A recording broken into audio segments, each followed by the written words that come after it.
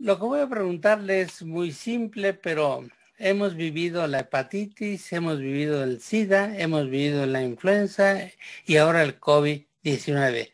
Solo históricamente diríamos, cuando ocurrió los casos de hepatitis, hubo cirujanos y hubo personal del área de quirófano que se negó a participar en el procedimiento quirúrgico. Y no se diga cuando ocurrió el SIDA, el fenómeno este viral que a todo el mundo le preocupó, pero hoy no he sabido, será porque estoy muy alejado del aspecto de los quirófanos desde hace más de 5 años, pero lo que quiero señalar, no ha habido negación de intervención quirúrgica para este tipo de pacientes o no tiene que ver nada con el manejo de la sangre en particular. Por ejemplo, esto lo señalo porque en hepatitis y en SIDA sí se vio que inclusive los de la circulación extracorpórea, algunos anestesiólogos, algunos empleados o profesionales del laboratorio se veían en la necesidad de entrar con pánico para el manejo de este tipo de hepatitis o de SIDA. Algunos cirujanos sufrimos hepatitis por haber sido nosotros contaminados. En mi caso, cuando cerré el esternón de un paciente, me acuerdo muy bien del ingeniero que yo lo operé, y a los días, a la semana ya estaba yo con una hepatitis que me sacó de la labor quirúrgica durante 6 meses. Bueno, ¿y qué ha ocurrido con el COVID? No he sabido yo que los manejadores de sangre en este tipo de pacientes o laboratorio o algunos cirujanos se nieguen a participar en este tipo de procedimientos. Quisiera que el doctor Abdo, que está enterado de todo, fuera tan gentil de contestarme esta pregunta. Ante una pandemia como la que ahora vivimos, son dos grandes condicionantes las que juegan un rol predominante. Primero, los métodos de contagio, cómo se propaga, y lo segundo, la información que tengamos acerca de ella. Recuerdo mucho, yo era residente de gastroenterología cuando inició toda la pandemia del SIDA y conocíamos muy poco en ese momento y bueno, había quien decía que ni siquiera había que acercarse al área de hematología porque si un mosquito picaba a algún paciente con SIDA te podía dar la enfermedad. O sea, así de ilógico era, pero es que no sabíamos. En el caso de COVID-19, afortunadamente, se generó muy rápido información y siendo una infección fundamentalmente de transmisión a través de micropartículas y de secreciones, el riesgo de sangre no está documentado, nuestro o sea, no tenemos ese riesgo de contaminación, al menos no documentado todavía, a través de agujas o de... Sin embargo, bueno, como yo comentaba en la plática, en los procedimientos de endoscopía, de cirugía, todos esos, hay aerolización. Ese sería el riesgo mayor. Pero lo que sí hemos aprendido es que el personal médico, protegido como lo hace para entrar a quirófano, hasta ahora no hemos tenido ningún problema de negarse a la atención los grandes centros hospitalarios. También debemos de reconocer que parte de la población médica y de enfermería que era vulnerable por edad o por enfermedad concomitante, fue retirada del servicio porque así lo decidimos en el Consejo de Seguridad General, que, bueno, se votó esto y las academias lo propusieron. A partir de los 60 años de edad fue retirado este personal. Entonces, esto de alguna manera es un grupo que en ese momento era el más vulnerable. Ahora sabemos que se puede extender a otros grupos, como no había la vacuna todavía. Y esto minimizó el temor del personal más joven que sabía que el riesgo de contagio era menor. Pero todos cubiertos con equipo adecuado, que esa fue una de las prioridades, tener el equipo de protección, y esto lo hicimos las academias, la universidad, trabajamos todos juntos para conseguir material, porque más allá de quién está al cargo o no de esto, tenemos que ver por nuestro personal y por nuestros pacientes.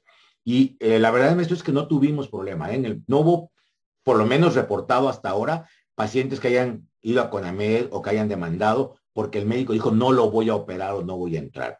Sí, todos los que en el semáforo estaba indicada la cirugía de emergencia fueron resueltos. Sí tenemos compañeros que han sido desgraciadamente afectados por la enfermedad y algunos han fallecido. Lo que no hemos podido determinar, porque lo hemos analizado con seriedad, es si se contagiaron en un ambiente propiamente de la institución o en un ambiente externo.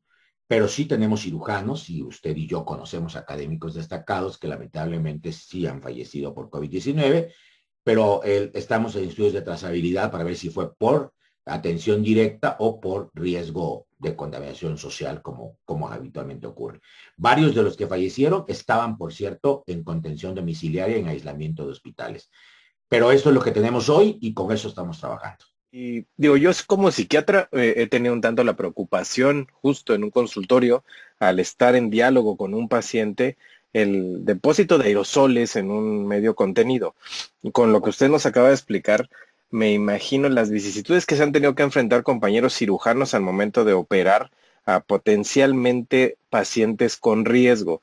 No sé si bajo la experiencia o los datos que usted ha revisado, existen algunas excepciones al respecto, sobre todo ahora con estas nuevas variantes, sobre todo la variante Delta, de algunas modificaciones que se tengan que hacer en el acto quirúrgico, dado el periodo de contagio tan cercano que es hacia lo asintomático e inclusive a veces a lo indetectable propiamente del virus, que me parece que ahora ese es el reto que tenemos. Todo lo que se entendía el día de hoy de la trazabilidad entre el momento del diagnóstico, ya sea por antígeno o PCR, y el momento en el que hay síntomas, pues permitían que a lo mejor el paciente fuese aislado y si no tuviera una intervención de urgencias no fuese introducido a quirófano.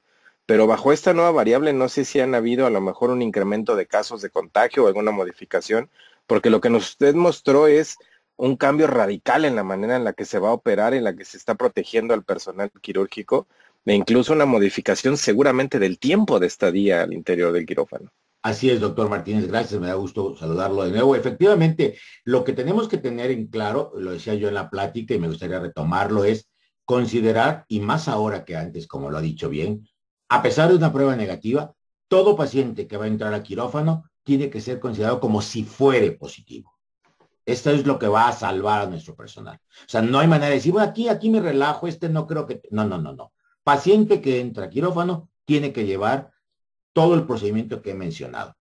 Sí tenemos todavía la necesidad imperiosa de tener la prueba negativa previo, pero bueno, hemos visto muchas pruebas negativas previas a abordar un avión y cuando llegan del otro lado y bajan del vuelo, pues no eran tan negativos, ¿verdad? O sea, esos son los riesgos que tenemos que correr. Por eso el equipo de protección personal, por eso minimizar aerolizaciones, por eso evitar el flujo de personas dentro y fuera del quirófano, limitarlo. Por eso las rutas de COVID que tienen que estar bien trazadas en los hospitales y que no se pueden alterar. Ya no podemos pasear en los pasillos, ya no nos salimos a platicar con los amigos, ya habrá tiempo, vendrán nuevos tiempos para darnos un abrazo afuera del quirófano. Eso cambió. Y cambió lamentablemente, pero también cambió en los consultorios, doctor Martínez. Usted lo sabe. Hoy no podemos dar una consulta si no hay espacios, ventanas abiertas y ventiladas, si usted no tiene una mascarilla de protección y si hay riesgo, incluso careta de protección, toda la consulta. Pero el paciente también. El paciente se siente confiado y no, por favor no se quite la mascarilla, hay que decirle, no lo puede hacer, pero yo me vacunaron, es que no es porque estoy no vacunado. Ese es el mensaje a nuestros médicos que nosotros como líderes de opinión tenemos que seguir dando. En el consultorio, ya no digo de otorrino, imagínense con el maestro Pelayo Vilar lo que no le llegará, pero también en el de gasto, pero también en el de medicina general, cualquier paciente tenemos que tener el cuidado necesario para evitar el contagio de nosotros y nosotros seguir con la cadena. Hoy leía un artículo muy interesante recién publicado en Lancet. Es impresionante lo que están haciendo los británicos sobre el estudio de la estructura de COVID.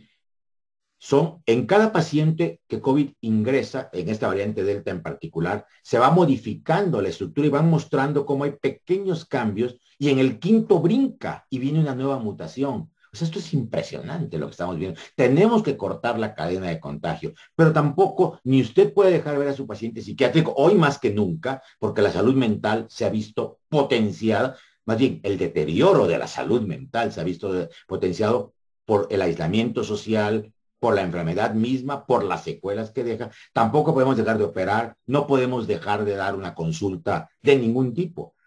Tenemos que cuidarnos. Entonces, sí, si la guía hoy más que nunca, doctor Martínez, es muy estricta, sin duda, sin duda. Desde mi marco de referencia, yo soy psicólogo, esa es mi formación profesional, y me quedé pensando en uno de sus últimos comentarios en el sentido de que ya el personal médico, sobre todo el personal quirúrgico, pues ahora tiene muchas limitaciones de orden psicosocial, el simple tema de ver a un amigo, a un compañero de trabajo y no tener la oportunidad de estrechar su mano con confianza, ya no digamos un abrazo. ¿Qué se ha planteado más recientemente para cuidar la salud mental del personal de quirófano? Esa es mi pregunta, porque todos sabemos que se ha alterado muchísimo la dinámica en todos sentidos. No, dicho sea de paso, el tema del sueño, el tema de los horarios de alimentación, el esparcimiento.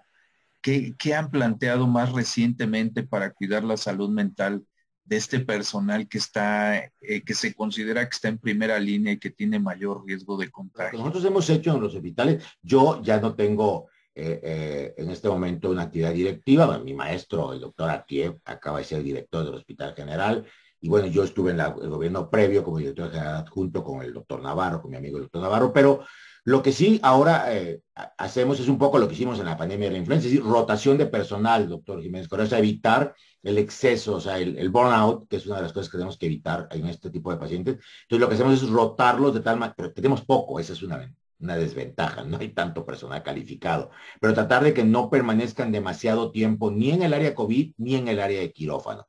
Entonces, dar espacios de recesos, y se está trabajando una especie como por guardia, bueno, al menos en los picos máximos, así es como se debe de trabajar, para que el paciente pueda salir y mentalmente también pueda relajarse, porque ver morir pacientes siempre es complicado, y verlos morir ahogándose, pues peor todavía, ¿no? Porque lamentablemente estos pacientes, es impresionante ver cómo estás tratando de hacer todo y no suben de 60, de 70% de saturación, y a ti como médico te conflictúa realmente de manera muy importante. Pero no tengo ahora más información. Sí vi por ahí en la Junta de Gobierno del Juárez, donde participo como miembro de la Junta de Gobierno, que hay un programa que apenas está llevándose a cabo para la prevención de la salud mental de los trabajadores de la Secretaría en particular. Dentro de lo que está sucediendo a nivel mundial, sabemos que el área de Latinoamérica es una de las que peores resultados está teniendo. Por ejemplo, lo de Brasil es fatal, no digamos Centroamérica. Ese es un problema. La falta de áreas donde los gobiernos y las autoridades sanitarias y las autoridades que pueden implementar todas las medidas que se han tenido que implementar, desde la vacunación y todas las medidas preventivas, pues no han alcanzado a muchas esferas de la población. En México se ha hecho un gran esfuerzo y vamos llevando un ritmo de vacunación que todavía es muy lento para alcanzar lo que se llama la inmunidad de rebaño. No me gusta la palabra rebaño, pero lo repito.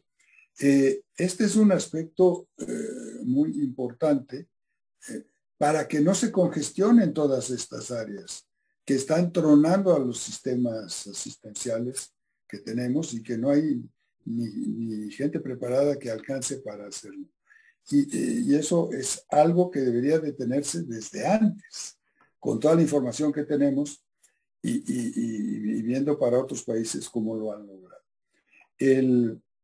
Y por último es la educación de la sociedad. Y eso, curiosamente, uno esperaría que se ve en medios pobres, donde la gente cree que la vacuna le va a hacer daño, que todas las tonterías que hemos oído. Pero cuando uno ve informaciones de la Organización Mundial de la Salud y de la Organización Panamericana de la Salud y de los medios, que en lugares como Suiza o en lugares como Alemania, como España, la gente joven cree que es inmune a una enfermedad tan contagiosa y no hay manera de detenerlos a que hagan todas sus reuniones sin mascarillas, sin guardar la distancia. Yo creo que estamos ante un fenómeno, desde luego, científico, de atención a la salud, etcétera, etcétera. Pero es un gran problema sanitario, pero es un gran problema, y como ya han mencionado muy acertadamente nuestros colegas psiquiatra y psicólogo, la forma de comportarse de la sociedad. Y eso es algo que lo tenemos que tener presente, porque si no, no va a haber centros oportunos para toda nuestra población. Y además, lo decía el doctor Campillo hace algunas sesiones, las secuelas que deja el COVID va a ser que también los costos de atención, junto a todo lo que ya tenemos en nuestra población de más de 60 años, va a ser una catástrofe en cuanto a cómo enfrentar esto en 10 años o en 15 años. Ya no abundo más, pero creo que en el entorno de esa magnífica presentación que usted nos hizo puntualmente del tema, creo que valen la pena esas consideraciones. Creo que tocó el tema más delicado, el tema de la corresponsabilidad, ¿no? Y los escenarios que usted puso diversos, el de Centroamérica por falta de vacunas o el de algunos otros países por falta de liderazgo de salud o por un liderazgo diferente a lo mejor, la sociedad misma. Yo creo que el doctor Nicolás Martínez y evidentemente el doctor Ulises Jiménez van a tener mucha tarea en el futuro, porque entender ese comportamiento en países supuestamente desarrollados y avanzados europeos, donde hay movimientos en contra del aislamiento, en contra de usar la mascarilla, en contra de, pues, a mí ya nadie me quiere, nadie me va a decir que no puedo salir cuando están viendo que la gente se sigue muriendo en sus países. Es entender ese problema. Yo creo que, y lo digo con todo respeto de quien no sea médico aquí, el personal de salud ha cumplido con su responsabilidad. Y ahí está, y en la primera línea, pero se está agotando, se está cansando, porque sales de trabajar, salimos todos de sus áreas de trabajo cubiertos, cansados, y vemos una fiesta, o vemos que hay un espectáculo masivo. Entiendo la cuestión económica, pero no puedo entender la irresponsabilidad cuando el mecanismo de contagio pues se da así en los grandes conglomerados. Qué pena.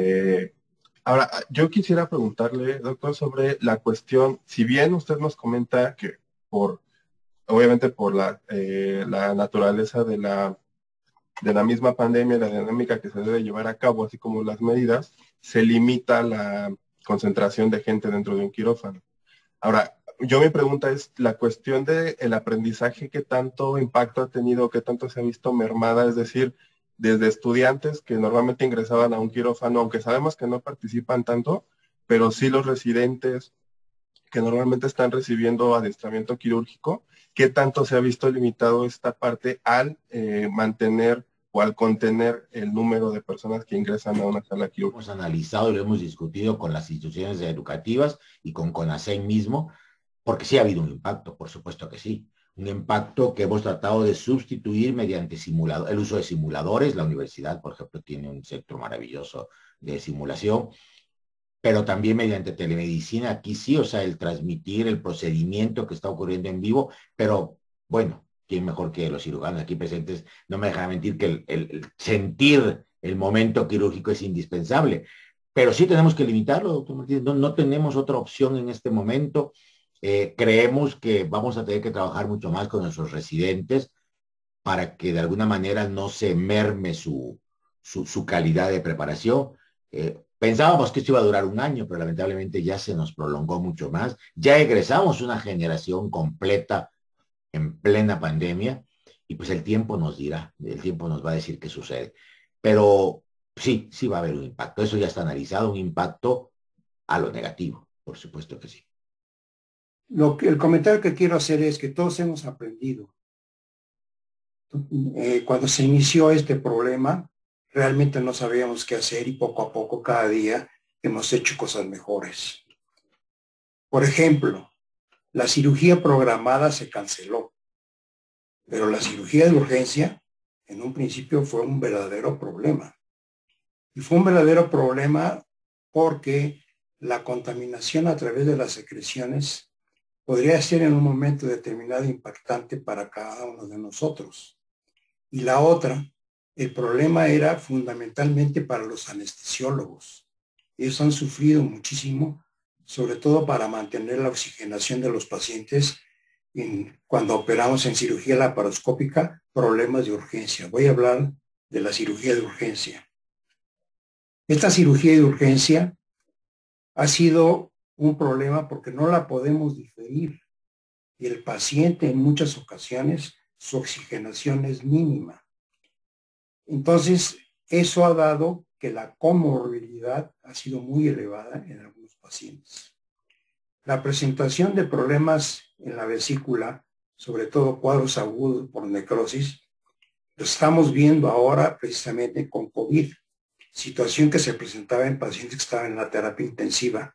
En muchas ocasiones han fallecido pacientes, no por el COVID, sino por la perforación de la vesícula durante el tiempo que han estado en la terapia intensiva y no nos hemos dado cuenta o no hemos hecho el diagnóstico al tenerlos acostados boca abajo.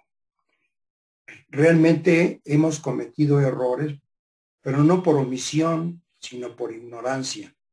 Ahora ya lo sabemos, ya lo conocemos y estamos monitoreando ese tipo de pacientes y hemos podido aprender a sacarlos adelante. Sin embargo, creo yo que la cirugía, el tema que trataste el día de hoy, sí ha limitado definitivamente al grado de que cuando el paciente va a ser entubado, salimos todos del quirófano y solamente se queda el paciente y el anestesiólogo. Y una vez que está entubado el paciente, volvemos a entrar otra vez al quirófano. Y efectivamente, sí se ha impactado la entrada de estudiantes y de residentes y exclusivamente los únicos que estamos dentro son los estrictamente necesarios. Eso es muy importante. Lo otro es que la cirugía de mínima invasión, sobre todo en el abdomen o en el tórax, ha sido también un problema serio por lo que acabo de mencionar. Yo no tengo experiencia en la cirugía de mínima invasión en el tórax, pero probablemente va a tener mucho impacto, va a haber un gran crecimiento para resolver muchos de los problemas, de las complicaciones que está teniendo el COVID. Uno de los problemas más serios que hemos tenido es cuando practicamos traqueostomía. Ahí sí estamos en contacto directo con las secreciones y desgraciadamente algunos de nuestros compañeros han resultado infectados. Afortunadamente, ahora ya están vacunados y sobre todo en la medicina privada sí contamos con todos los elementos de protección, como tú lo acabas de mencionar, de los médicos en primera línea. Aunque actualmente ya están fatigados, están cansados y con esas nuevas olas que han salido ha sido un problema muy serio. El problema más importante es cuando se empezaron a operar pacientes de la tercera edad que tienen comorbilidades. Pero ahora estamos teniendo pacientes jóvenes que están teniendo el problema mixto, la urgencia y al mismo tiempo el COVID. Sin embargo, yo creo que cada día el médico mexicano ha tenido una gran ascendencia y hemos tratado de hacer cosas adecuadas. Por ejemplo, voy a decir un comercial. En la Academia Mexicana de Cirugía acabamos de sacar una clínica quirúrgica exclusivamente de COVID. Yo creo que todos, con la corresponsabilidad y sobre todo este tipo de situaciones como la que acabas de presentar, hemos aprendido de ti muchas cosas y de los comentarios de los compañeros también excelentes. Ojalá que todos nos sigamos cuidando, sigamos aprendiendo para tratar mejores a nuestros pacientes.